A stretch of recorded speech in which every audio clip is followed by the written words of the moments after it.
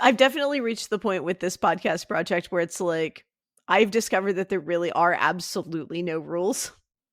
Absolutely none. Like, can you talk into a microphone? Congratulations. Mm-hmm. Yeah. My friends were asking me, they're like, what does watching this movie have to do with anything? And I'm like, it doesn't matter. Who cares? Doesn't matter. We're going to put out a podcast of question mark length. Yeah. And it'll be great. We're just going to talk about it. Are we going to go beat by beat? I don't know. I don't know.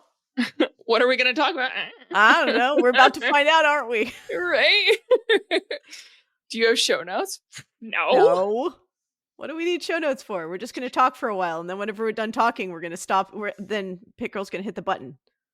What does this have to do with college football? Well, I used to listen to a lot of K-pop when I wasn't being able to watch college football when I was in grad school studying Korean. Mm-hmm. See, it's relevant. Yeah, it's connected. And I could just look over at Husky Stadium and be like, I want to go to there.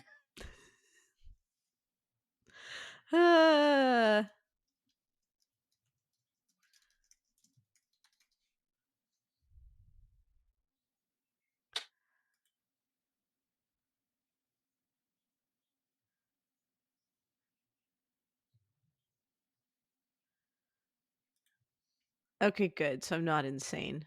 That's what I thought I heard.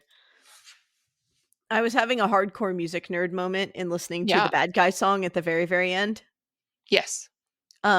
Because they are using the old Latin sequence, the Dies Irae, which is the bass line for that entire song. The Dies Irae. Bum, bum, bum, bum, bum, yeah. Dies Irae, Dies Irae. Yep. Yeah. So, like, that's the bass line of the whole song. And then they actually threw it in retrograde inversion at one point, and I'm like, what y'all doing over there? What are you doing? You're like coming after a Hunchback of Notre Dame with that shit. I know. What is this sequence from the Latin Mass doing in here? Korea, are you okay? Korea's going to start Vatican III. The Vaticaning.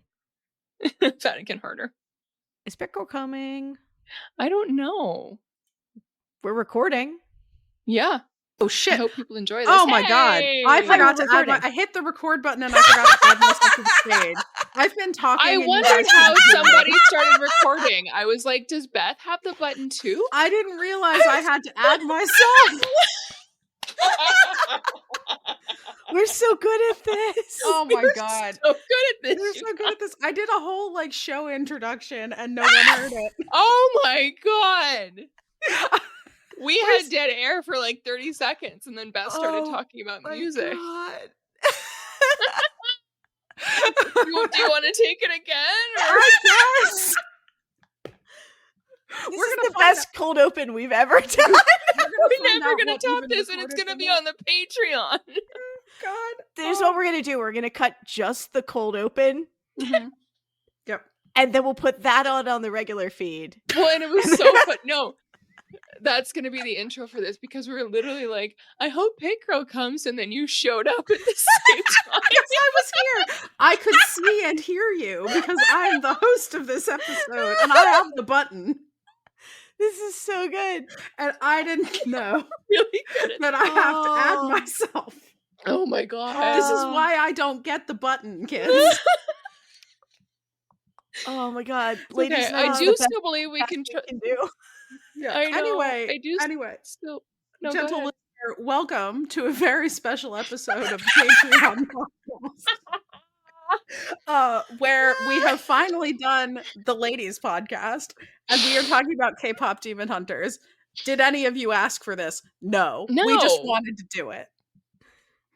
I am Pitt Girl. I am your host for this show, even though I have already proven my incompetence. Alongside me, I have Brigit and Beth. Brigit, how are you? I don't know. I have a degree in this, and I don't know. Not in podcast, listener. Not in podcast. None of us have a degree in podcast. They can give you. I have to open my window. I'm laughing so hard. I'm so hot. I have a degree in Korean, and I studied K-pop, and that's how I got into grad school. And then I didn't study K-pop because no one takes it seriously. And now Kpop Demon Hunters is out, and I feel like, do you remember the serial killer in the episode of South Park where Cartman gets abducted and like he's a fake psychic, and then he gets abducted by the serial killer. The serial killer is just showing him home movies going, do you see? That's how I feel about anything K-pop coming out. I just kind of want to go to my advisor and just like show him everything and go, do you see? Do you see? Beth, how are you? Oh, I'm better now. Oh my god. I'm crying. I'm literally crying, you guys. I'm so excited to learn things now. This is going to be a learn things podcast. I'm also going to learn things. I already learned things from you. I mean, I knew the Dies Irae thing, but like hearing Music Nerd talk about the Dies Irae thing, very good. That's why I was making big arms during that part of it. I'm like, I completely missed. I feel bad. I missed it. Well, and then I Googled it. I'm like, was I insane? And it's like, no, here's a million posts from like months ago. And I'm like, shut up. I just watched it now. Right? I'm only slightly behind the curve. Leave me alone. Right. It's just my second listen. I still get to keep my music degree. That's how it works. You pry it out of my cold, dead hands. Right? This is me with my Korean studies degree. I do like that this is a musical about Korean things, and I have seen this movie the most times out of any of us. I know. This was my third watch of this movie. Obnoxiously Pitt boyfriend, who joined us for the watch until like maybe 25 minutes in because he had to go to bed, suggested that we watch this movie shortly after it came out. And I was like, the fuck do you mean you want to watch a movie called Kpop Demon Hunters? And then we watched it and I loved it because it's fantastic. So it's a really good movie. It's fun. It is an extremely movie-ass movie. It's such a movie. It's full of movie. It really is. The good Pastor Solomon Missouri would say about TV shows that are full of program. It's full of movie. Yeah, this is a program-ass movie. It's a program-ass movie. We can't say it as it's a like a program. No, but if this movie were for a program, it would be a program. This is the Georgia Tech of movies. The Georgia, yeah, I can see that. Yeah, Haynes King, Georgia Tech specifically, of course. This is a Haynes King, of movies. Yeah. So, Brigit, I have to ask, since this was your first watch of it, what did you think you were going to see? So people have been telling me about this, right? And I've just not watched it because I don't know, I'm old and I just don't watch movies. Oh no, same. I think there's the hillbilly part of my brain that's like when everybody tells you to do something and you say, well, I'm not gonna. That ain't for me. That's for yins. Why would I do that? You can't make me. So I had no idea what I was gonna get. Like my best friend, like she teaches small children, and her small children talk about this all the time. So she's like, okay, like again, I have a degree in this. She was my hube, and that means she was my junior. And she's like, I'm gonna watch this and figure out so I can talk to my small children about this. And she was like texting me some thoughts as she did it, and I can't remember a single thing that she said. Perfect. So I'm pretty much going in blind to this because I have a really good memory, you guys. Oh, same. A thing the Sickos Committee podcast is known for. We remember things. Yeah. That's what we do. Yeah. I'm totally going to remember this later. Oh my God. Yeah. We're all going to remember literally this like thing. Again, like they talk about this on the full cast all the time, but it's the same for us. You can tell us anything we said on this podcast and we'll probably believe you. Oh yeah. I don't remember what I said on this podcast. I don't remember what I said 2 minutes ago. That is correct. And that's not likely to change anytime soon. So when we had our harebrained idea to watch this thing and we started to break it down, we didn't get a whole lot of feedback from, let me call them loosely, the boys. Yeah, The only thing that we got was one comment from Joey. Yes, we got comments from Aboy. Yes. Yes. But the collective boys. No. No, just crickets. No, and some of them have seen this movie. They have to have seen this movie. They have children. They have children. Again, like me, like they have children. But again, as I was telling plus this thing is so Jordan it hurts. Oh my God. Like if he hasn't seen this, Jordan, what are you doing? as I was telling everyone before the start of the show, that let's see, which of my AirPods is dying? Because I told Beth that my headphones are dying. Okay, it's just half of one. We'll muddle through. That my husband was telling our youngest at bedtime that, oh, I'm going to watch a movie with my friends tonight. And my youngest, who is almost 7, goes, hang on, I'm going to quote directly because it was very good. He goes, yeah, it's K-pop Demon Hunters and all the girls at school sing it. I like the Tron music better. Gentle listener, the Tron music is 9 Inch Nails. Child of taste. Because I have that song on like at least one playlist right now. Mm-hmm. And so and I think I was listening to the Tron soundtrack one morning on the way to school. And so now every time we get in the car, he's just really jazzed to listen to 9 Inch Nails. I mean, so Brigit, work bestie has a not quite 6-year-old, and not quite 6-year-old is super into Bulls on Parade. Yeah. So, yeah, the kids just have have taste me now. with like Enter Sandman, like when that came out, and like my brother-in-law and his best friend would just we drive around and they blow out the speakers blaring it. That's yeah, me, dude. That makes sense. I know that my oldest nephew went to a 3-day metal fest. Hell yes, my dude. youngest siblings in Ohio, and runs around in his Gojira shirt all the time. So that's yeah, that was on last summer's playlist during the Olympics. I had Saida on now there. 4-year-old niece is obsessed with what we just watched. 4-year-old niece also a child of taste. Yes, to be very good child of taste. So what about this movie would have flown directly over Pitt Girl in my head, apart from most of it? So, and this is again, when you have a Korea studies degree, you get fed lots of things on your TikTok algorithm about that are adjacent to that. How it knows that I have a K-pop, a Korean studies degree and study K-pop, I don't know. But one day, I'm scrolling like you do, and there's an art historian, and he's talking about K-pop Demon Hunters and the way that they brought in Korean culture, specifically in the magpie and the tiger. So these are folk paintings, which are called minhwa, just things of the people. There's a whole thing about Korean folk art that I'm not going to get into, because it's sort of it simultaneously melts my brain and bores me to death.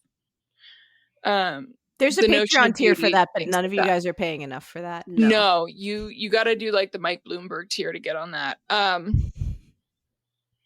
Astute listeners will know what the Mike Bloomberg tier is. But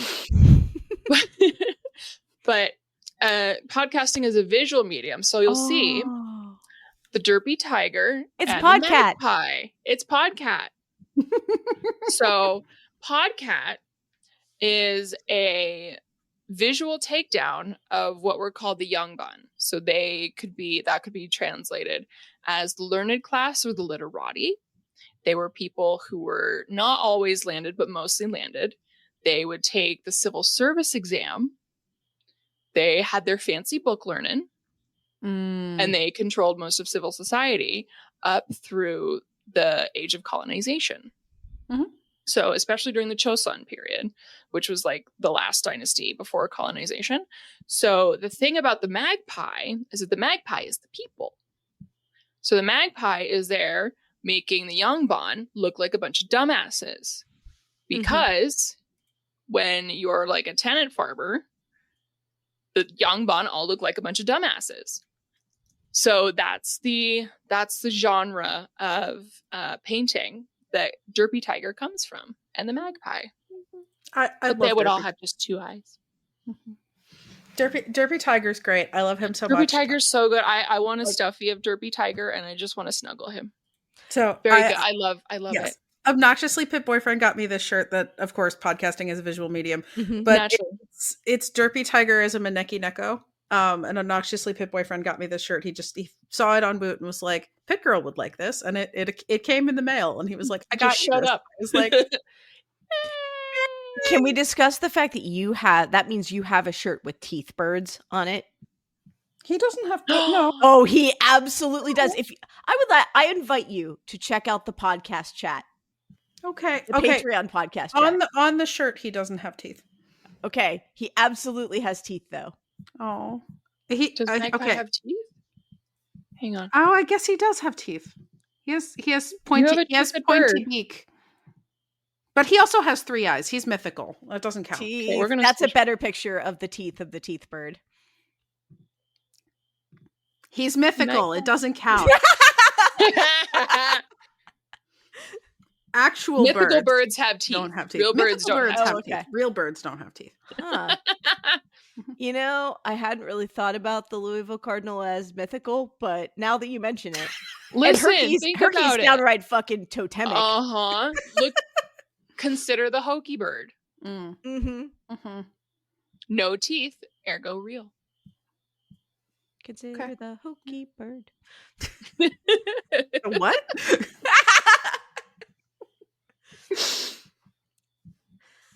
So yeah, I had no idea going into this what I was going to get. Okay. Let's see. What was something that you noticed in watching it that was unexpected? Apart from code switching from Korean to English. So picking up on like when Derby Tiger comes up and gives her the hello friend little note. Spoilers, listeners. There she opens it up and it's in Korean. And it says manale, which is the suggestive sort of asking, like, would you like to meet up? Let's meet up, question mark. That's the verb form of manada. I want to say manada. To meet. So that, and then like when they're like running and they're like happy and they're going kaja kaja kaja kaja kaja, like let's go. Stuff like that. And then just like seeing little like signs in Korean all over, things of that nature. Seeing where Korean was used, given that this was a movie made by people who are in the K-pop industry. So we can get into this whole thing later. But like, is K-pop a global product or is K-pop a Korean product? And then to what extent is it one or the other? Or is it both? So things like that, like here's your signifiers that this takes place in Korea, right? You've got Namsan Tower. When they're on the old houses, right? I'm pretty sure they're in Bukchon, which is the old Korean house neighborhood that you can go and you can tour, and it's got all the old traditional houses. And then you've got the signs in Korean all over. So it's how do you make a movie that's set in Korea and make it appeal to a global audience, but still make it feel like it's in Korea. And I read somewhere that like the hat that the bird wears, that's like traditional that's Korean. an old Yongbon hat. Yeah, so that's why when he says I made it for the tiger, but the magpie keeps stealing it, that's the old Yongbon hat. Like that's the traditional hat. Yeah, I didn't know that. I learned that now you know. After watching the movie the first time. And then I like saw on TikTok somebody explaining that. And I was like, I thought this was just a weird ass hat. No, like it's kind of a vibe, like dad pilgrim cosplay. Yeah, it very does. To my like white American ass eyes, it really does look like a pilgrim hat without the buckle. And so I was just like, where did this hat? Why hat? Right. Consider the Hokey bird again. God, now I'm imagining Hokey bird Yongbon. You have to be smart to get into Virginia Tech, so you could be Yongbon and go to Virginia Tech. It's fine. Jordan, we're gonna need you to Photoshop a 3-eyed Hokey bird. Don't ask questions. Yeah, please. The eye can just go right in the middle. There's plenty of space and go right like over the little flaps. And a Yongbon hat. This is my favorite Game of Thrones reboot. Instead of the War of the Roses, it's the fucking uniting the kingdoms. Yep. Yeah, definitely. Like early like Sheila, like yeah.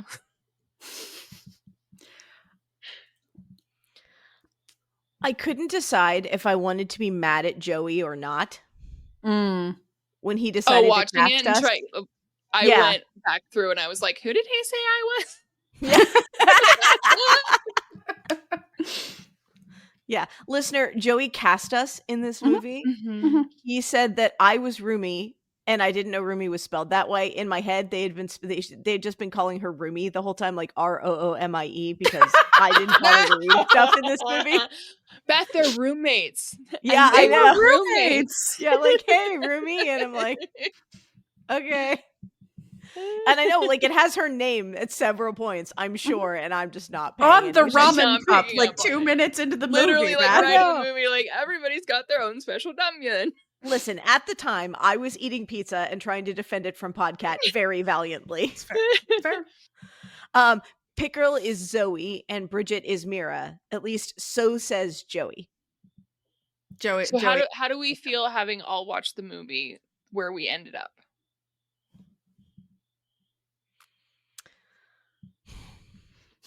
I think he had me pegged. Okay. As like, I'm because I can be abrasive, right? I wouldn't say I was a wild child, but that's because my sister was the wild child, so I didn't get to have any fun. Oh, and you're mad about it. Okay, that kind of fits. I am, yeah. Yeah. Okay. This is what happens when your sister runs off with New Edition, and I'll be sure, and plays hooky like for most of her high school career, and your mom basically overcorrects on you. Okay. Mm-hmm. If you were not going to be Mira, what do you think is the second best fit for you? Maybe Zoe. Okay. Or notebooks. Lots of notebooks of things. Okay. I feel like I have lots of notebooks.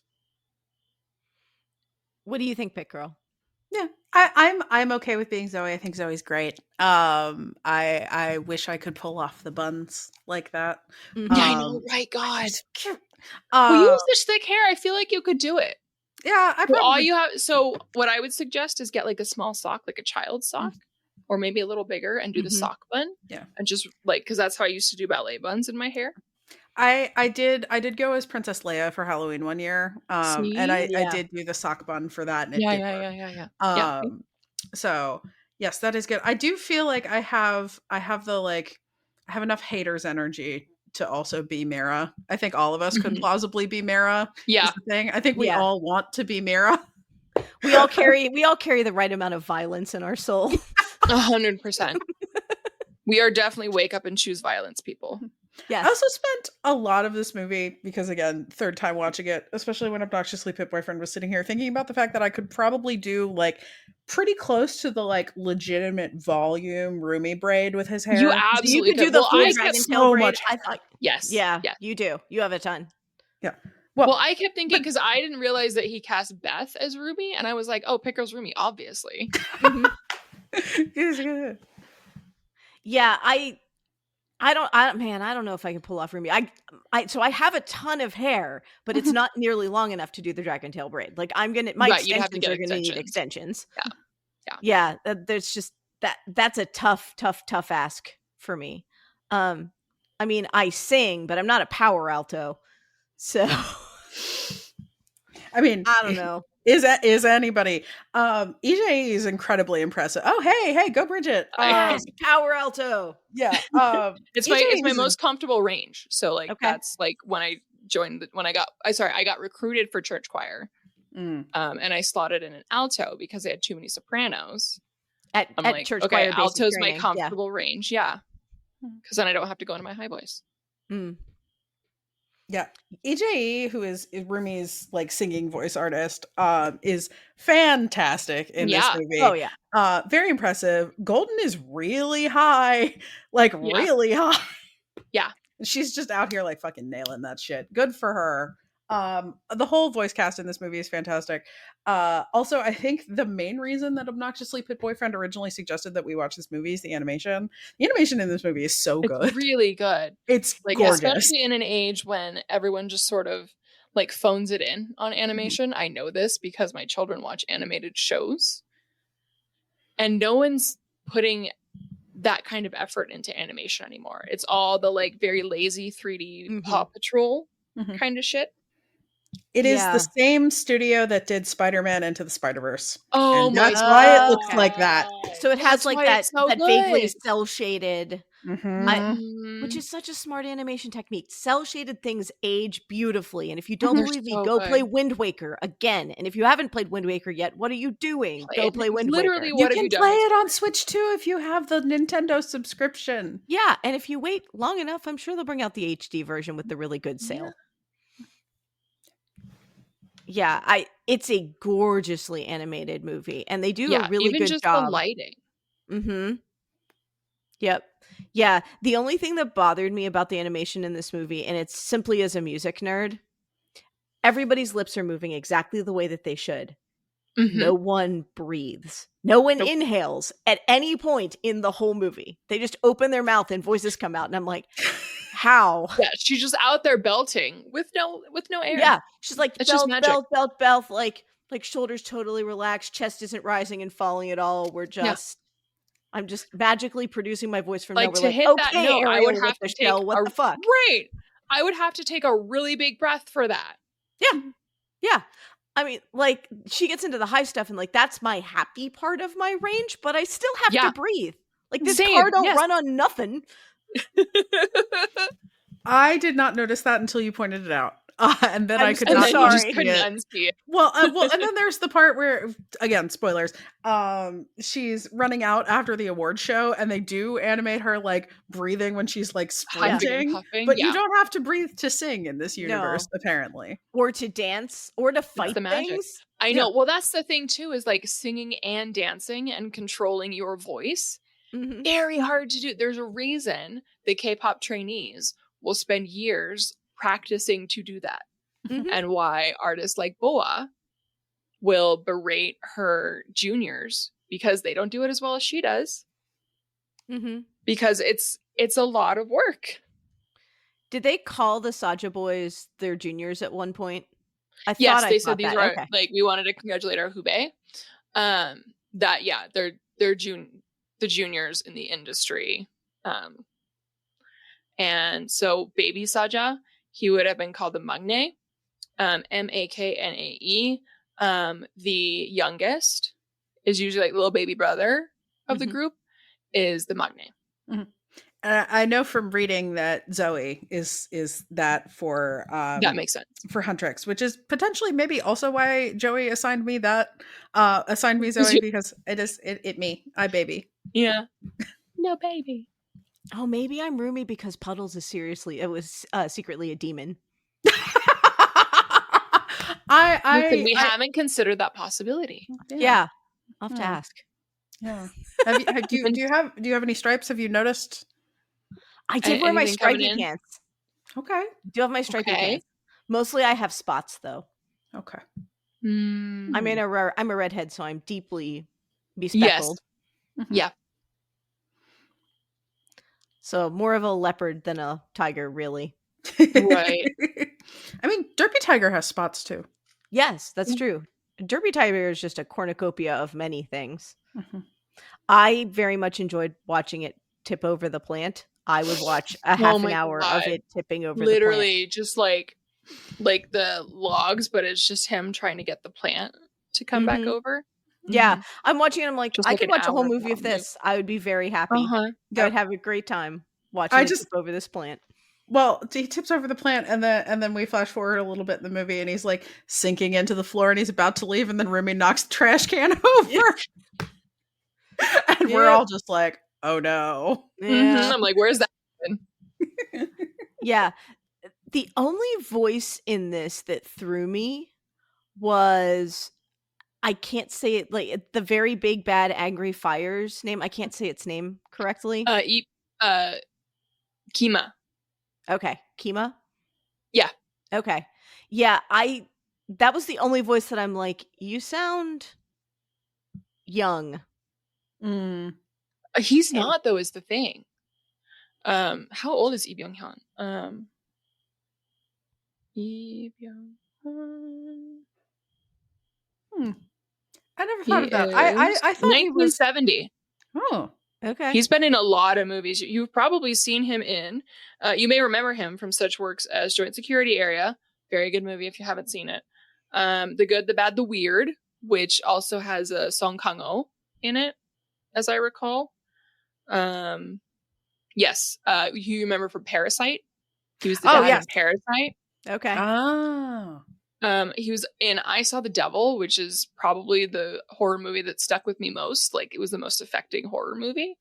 Because it was just so, like, it just hit. Like, every note hit.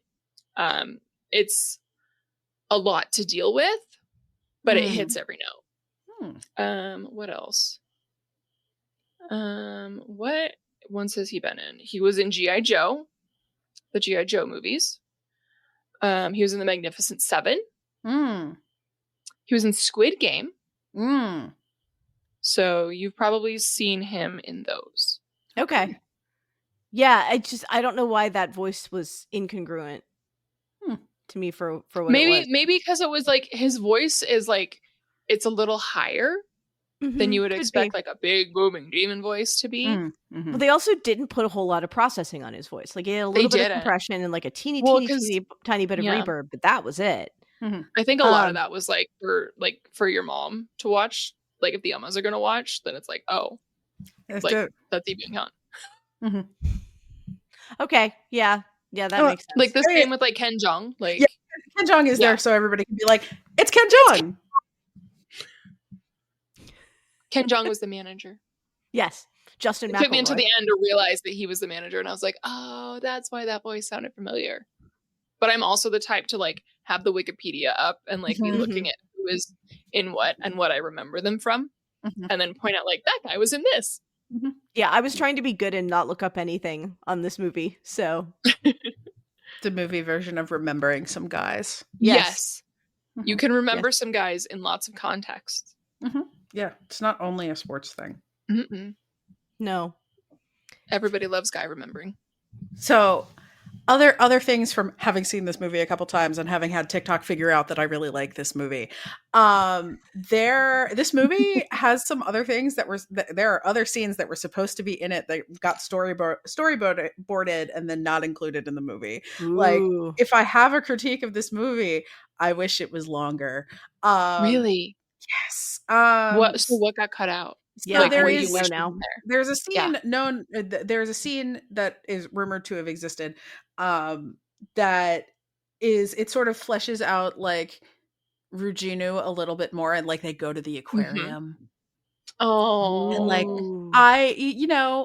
I get it. It's a kids movie. It's nice that it's a tight 90, but at the same time, like, what if they went to the aquarium? What if we got to go see them look at the fish? That's where I'm thinking. Yeah. What if we got a little bit more plot development on the romance, because it does move kind of fast at the end. Also, he's definitely in the sword, right? Like, we all know that he's in the sword. Yeah, he's definitely in the sword, and it brings up the idea of like, are the hunters also stealing souls and making weaponry out of them? I mean, he volunteered. He did. Listen, he did, but like, that doesn't mean the question then becomes people. Like, so like, how did the swords get made? They're part of the Hanmoon. They like come out of the Hanmoon. Right, I assume they were just yanked from Hammerspace to it as well. Yeah, and like, everybody pulls their souls out, they go somewhere.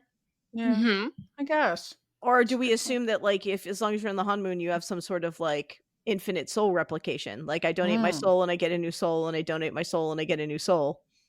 In which case you loan your soul for a little bit. Yeah, I feel like it's. I feel like they were loaning their souls as part of. Okay, like, I'm gonna hold your soul in escrow. Right.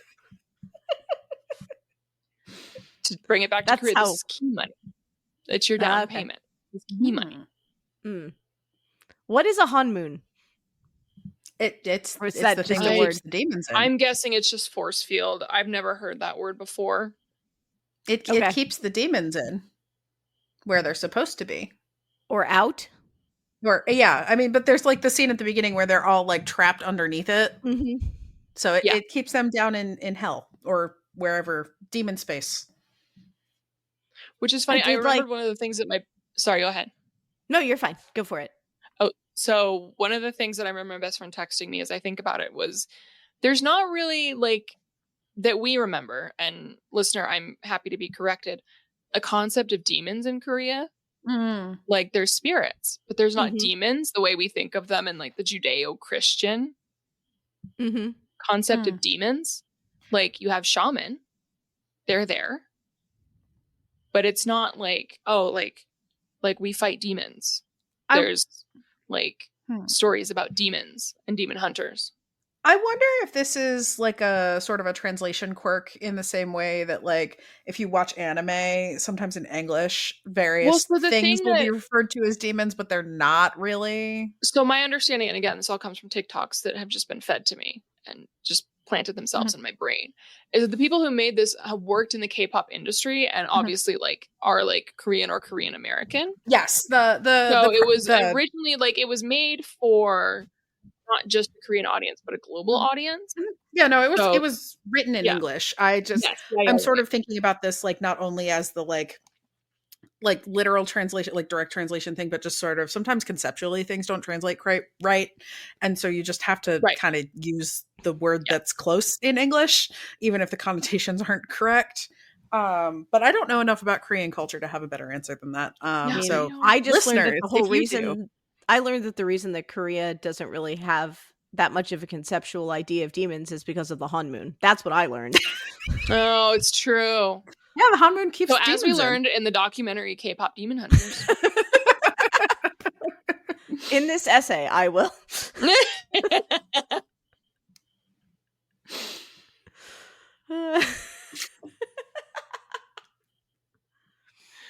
I love the notebooks, you guys. They're so good. I relate to that on a spiritual level. There are so many things also, having watched this movie a couple times, like there are a lot of visual gags in this movie, and you will obviously see several of them the first time. Like one of the other things I really like about the animation in this movie is that it's kind of like Avatar: The Last Airbender in that it's like not super anime styled, but it does do the like anime reactions sometimes. Anime-esque. Yeah. And I really like that. And so there's like those visual gags, but there's a bunch of other visual gags that you don't always notice, or like little things that you don't notice the first time. Like there was I don't know if you guys noticed the guy in the Guimau shirt towards the end of the movie. No. Yeah. Oh, was that what was on his shirt when he pulled it off for the yeah, and you see him before he pulls the shirt off too. Like you see him when they come in, and then at the end when he pulls it off and it's a Huntrix shirt underneath it. A couple other things like that. Also, the way the food was animated is just very good. In the same way that anime food always looks amazing.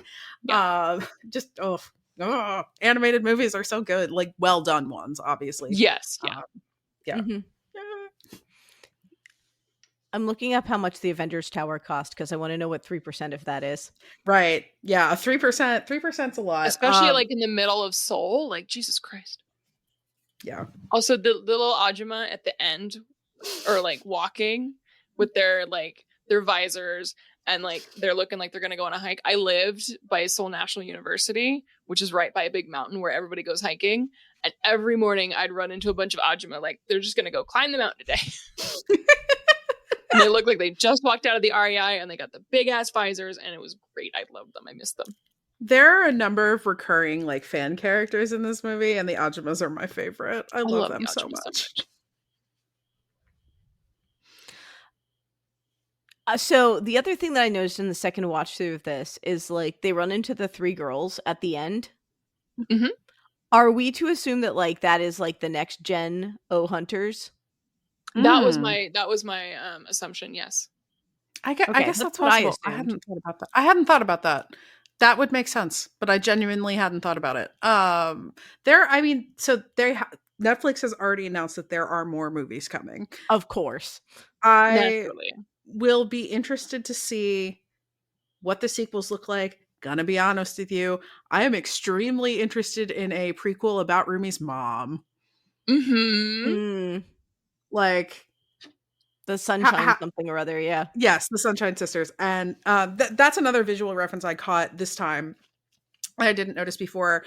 In the video for Golden, Zoe is holding a Sunshine Sisters record. Yes. Oh, okay. Yeah. So there's just a whole bunch of stuff like that. Like animated movies they have all the things. Yes, accidental fireworks, hooray!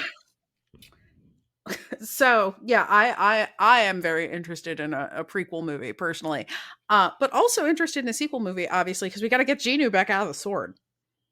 Yes. Anybody really think he's going to stay in there? Come on. I would also be interested to see this movie in what is, when they place it, it's Chosun era Korea. Mm-hmm. Mm-hmm. Oh, like the first Hunters? Yeah. Yes. Yeah. Mm-hmm. Yeah, that would be interesting. I also had like, so because we start this movie in Medias Res, we don't get to see like how did they find the people with the magical voices. Obviously, like Rumi was very found just from the jump, but apparently we have culturally lost the knowledge of this entire battle of good and evil. Right, and is it hereditary? Like, is that what we're made to assume? Yeah, like obviously with at least one person it was matrilineal, but that's what I was gonna say. Like, right, like what are the rules? Yeah, well, and that also raises like the broader question: how and if it is, Now I have thoughts about Zoe. I have specific thoughts about Zoe. Like, if this is a familial obligation that you have, why are you in California? Yeah, like, so that is a specific K-pop thing. Okay. So this is what I got into grad school to study, is what happens when the diaspora goes home. Specifically when they go to become K-pop stars. And this came, and I hope my headphones don't die while I'm talking about it, is there was a member of a group called 2 PM, and his name was Jay Park. Astute listeners will pick up on this because he is now a solo artist. And the reason he's a solo artist is because in the year of our Lord, 2010, 2011, when they were debuting, when he was still, like, they were about to debut, somebody hacked his MySpace. So they're called Sasang fans, like crazy fans. Sasang hacked his MySpace and leaked the messages that he was sending to his friends back in the US. And long story short, one of the members of Drunken Tiger had to go on TV and talk about how Jay Park was not slandering Korea. He just had culture shock because he was talking about how Koreans were rude and they weren't welcoming and Korea was gay, because that's how people talked at the time. And everything was terrible. And he literally got ran out of the country. Like, I remember watching footage of him being escorted through the airport onto a plane to go back to Seattle. So that, like, there are artists, and like Amber in FX, there you will have a lot of either Korean Americans or Asian Americans or Asians from other countries who will now be in K-pop groups, because that's a marker not just of like international, like we're so international because K-pop is international now, but also a marker like of status, right? Like, oh, like they're Korean American and they speak really good English and they can rap well in English, and yeah, that's a whole thing. Interesting. I don't know enough about K-pop to yeah, so that's one of the things that, like, if you know K-pop, you'll pick up on that. Like, oh, they're from Burbank, which is where, like, I want to say it was Tiffany, but like Tiffany and Jessica in Girls' Generation were from like the LA area. Okay. And they were like the biggest girl group to exist for like. Yes, I have heard of them. Yes, they're very good. You should listen to them. Okay.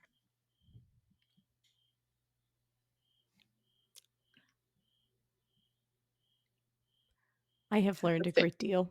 Yeah, me too. Good. We can continue. I just have a headphone. One headphone. How many batteries do I have? Singular headphone and headphone.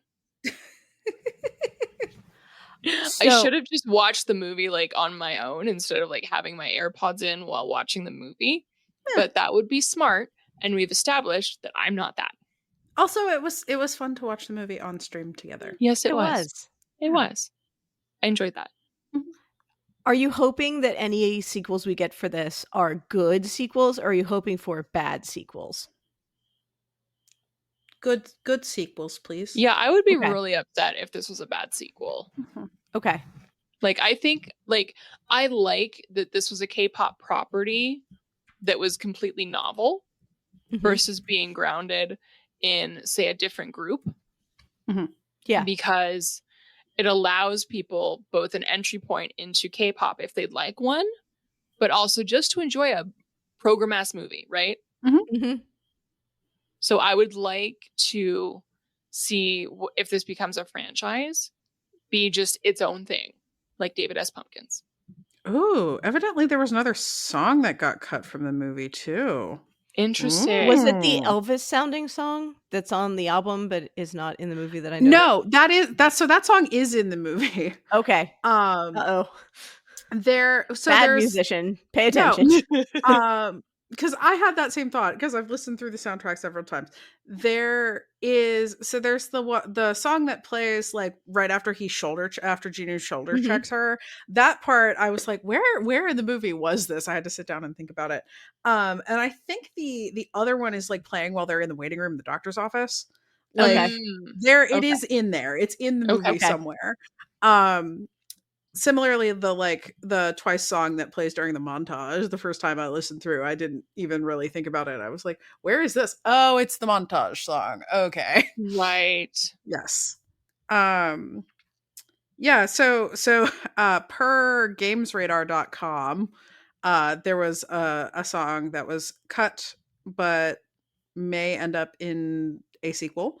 And there is a sequel and a short film coming soon. So I also saw some reporting about them doing like maybe a live action one, which I really hope they don't do. I don't. It works so much better as like it's like again, it would be like trying to do Spider-Verse live action. Yeah. It just there are mediums for things and not everything has to be taken out of its original medium. Like the Lilo and Stitch movie. We didn't need that.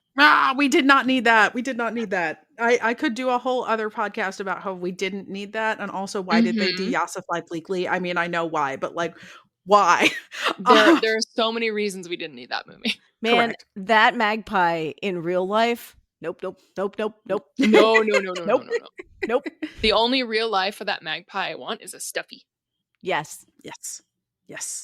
Someone has to be selling that. I'm gonna go on Etsy. Yeah, I'm literally. There's a whole Kpop Demon Hunters store. The song or the soundtrack is available on vinyl, which I keep debating about buying.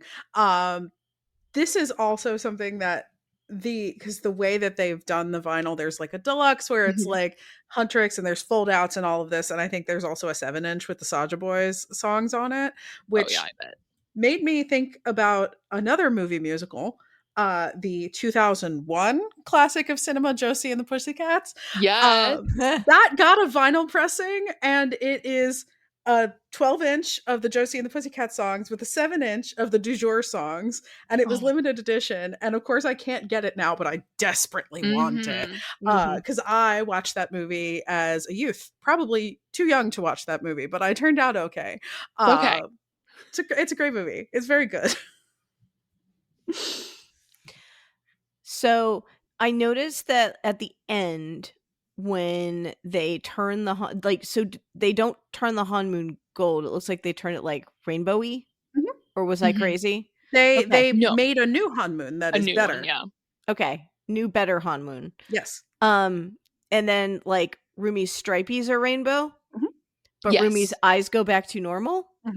Did I? Okay. I wanted to make sure that I was actually paying attention. I was trying. Yes. It's very late. Like when Jinu gives her like his soul, he helps heal her scar, like heal her patterns, and then also goes into the sword. Okay. And then that's when she goes back. And she has accepted herself. And so now she is not literally like fighting herself. Yeah. One demon eye and one demon claw. Yeah. Does she get hands back? I was looking, but she has hands. Yeah. She's back to normal. She is back to normal, but she has patterns, and it's fine, and we're all cool. Yeah. And everyone's happy because they've accepted every part of themselves. Yes. Okay. I'm waiting to see like crowd shots where everybody has like painted stripies now. Mm-hmm. Oh, yes. To match the stripies. Similarly, one thought I have had about this movie is like, what do you think the people in the crowd thought was happening? That's what I was wondering, like, as they were watching and like coming back to life. Well, and then seeing her with the patterns, and Beth, go ahead.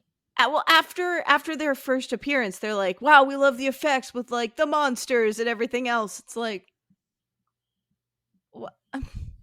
Yeah, sure. The thing where you saw creatures and they just disappeared while you tried to take selfies with them because they had ghost knives thrown through them. Mm-hmm. Okay. Are the special effects in K-pop that much better than the special effects in everywhere else? Because now I have questions. Yeah, why can't we have the cool special effects? Well, that's what the Korean government has put all that money into K-pop for, is the special. Oh, okay. That's what the money's for. Mm-hmm. Okay. All right. I wish I still had it. I remember going literally to like a branding talk by the Korean government, and they gave us a little tiny book that talked about their nation branding strategy, which is just like, this is how we market Korea to the world. And I was keeping it for my best friend because she was studying nation branding, like as like a K-pop strategy, but also just like, how does Korea market itself? Like one of the facets of it being K-pop. And it's literally like, there's so many like papers and stuff on like, no, they literally like, this is what they do. They want like dramas and stuff to be the thing that represents Korea globally. I mean, K-dramas do slap. They do. They are good. They're very good.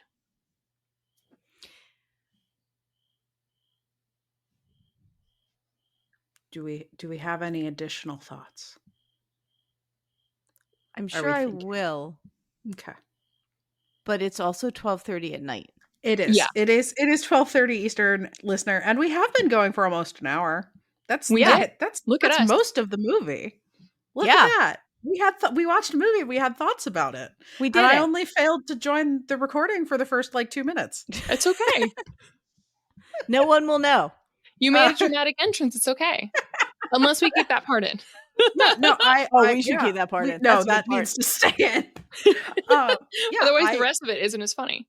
Yeah, I made a dramatic entrance in the same way that Huntrix does at the beginning of the movie. Mm-hmm. Exactly. See? I was absolutely fighting demons during the we were in Chosun, Korea. We were just setting you up. Mm-hmm. Yeah. Okay. Last thoughts. Okay. What is your favorite song in the movie?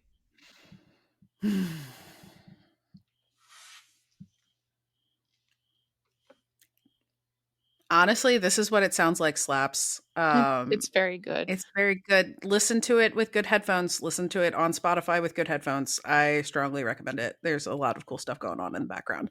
And I can't even like hear things the way that Beth hears things. And I'm like, this is good and cool. And there's cool stuff going on in the background. Fair. I liked the Saja Boys song at the end. I thought that did a lot of really interesting things musically. Be My Idol. Yeah. Yeah. And it's just a little different from most K-pop, especially like post 2014 K-pop that I've just kind of tuned out on for lots of reasons.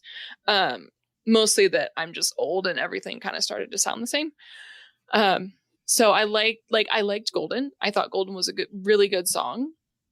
Mm-hmm. But not derogatory, but it was very formulaic. Yes, it's the most Western of the songs that are in this. Yes. The chord progression is super Western. Like, I could imagine Destiny's Child singing that song. Right. And it's like compositionally, it feels the most complete of any of the songs that are in there. But that makes sense. It's very much following a formula, and it's a very good formula. It is. I agree with you. I actually think Be My Idol is my favorite song in this.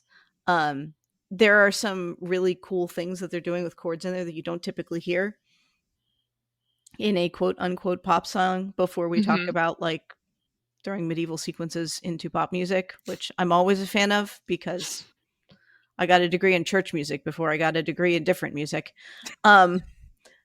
But also, like, some of the things I really like about K-pop are that the chords don't go to places that I expect. In a lot of other pop music, like, they like to do fun chord extensions and substitute them in to send things in interesting harmonic directions. Plus, they love throwing in a minor 1 chord. We never do that in Western music, ever, ever, ever. And they'll be like, hey, the second anything's a minor chord, it's a secret 6 chord or a secret 2 chord or like a secret 3. And I'm like, that's fucking great. Why don't we do that? We should do that. That's a very good idea. There are definitely some groups that will do that a little more than others. I feel like, where they can just kind of get weird with it. And it's great. Yeah.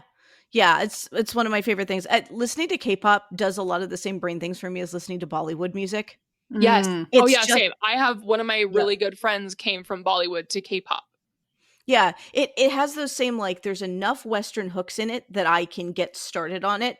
And then it's constantly surprising me because it's going in places that I, like, I'm like, okay, this is this thing serving this purpose in the, in the film, in the musical, in whatever. So I'm expecting it to go here, and then it doesn't. Right. And as a music person, I will happily listen to that endlessly just because I like being surprised in the music that I listen to. And so, like, while Golden is probably the song that, like, as a musician, I'm probably stuck with, because I'm going to have to arrange these songs this year. Like, most of them and a lot. The number of times I've been asked, like, hey, can we have a version of Soda Pop? Can we have a version of Soda Pop, please? Can we have a version of Golden? Can we sing Golden? Is enormous. Yeah, I wish that the humans who ask me for music were going to ask me for Idol, but they're not going to, and I know it. Oh, well. That would also probably slap as a marching band tune, though. There are bands that are doing Golden already, which is great. Shout out to the first one I saw on Instagram was Mizzou.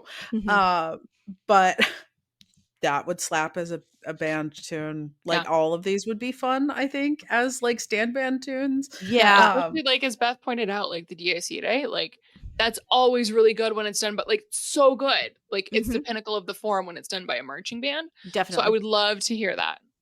Also, like, this makes a really good halftime show. Yes. Because you've got, so if I was writing this as a halftime show, I would begin with their opening number, the Huntrix opening number, whose name escapes me right now. Then how it's done. Then I probably would use Takedown as a transitional song to get me into Golden. Do a little bit of balloons. Yes, do a little bit of Free, and then probably do almost a smash cut into My Idol. And then from there break it into the last song. Like, it works really, really, really well as just a transitional band thing. And I know college halftimes are still doing a lot of one song stop, one song stop, one song stop. But for the bands that are going in more of like a DCI direction, where it just sort of morphs from one thing into another, I think it there's a lot that's in there. There's a lot of counterpoint. There's a lot of opportunities for interesting interior lines. It'd be fun to listen to. Yeah, and it's just more engaging versus we're going to play a song and we're going to stop. And we're going to play a song and we're going to stop.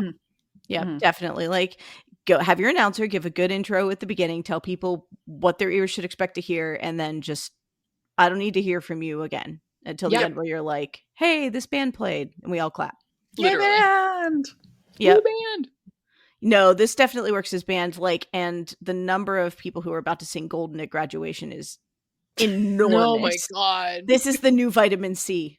I'm glad that my youngest graduated kindergarten last year, because they would probably have a takeoff of something for graduation. Oh, kindergarten voices are only supposed to sing an octave. No.